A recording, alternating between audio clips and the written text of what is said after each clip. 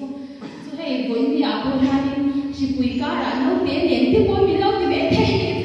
mà thế thì em nào thì anh nghe bật kia này cái đồng hồ nó thủ ra thì mình anh nghe thì mình bé cái gì hay để hiện sống trong cái con trai sản nó ăn những cái gì chú bảo cho anh nấu bé nén nha thì cảm ơn thì đều nấu cũng có thì những cái gì thì nó có cái đồ cái phần nén nha có cái gì chú ăn thì cái đồ sạch rồi với nhà nha thì là nó đầu cái yang thay đầu cái gì cái gì mình xoay tu hi tu nghe đi thì in so thay cái đồ thì oring tu nghe xoay chỉ thế cái nó hiện tu nghe nó về thì in so thì là mình xoay tu hi cái là đi xoay là mình dễ sẽ là thì cái rồi xoay mi rồi sẽ cái thiên nó quý nan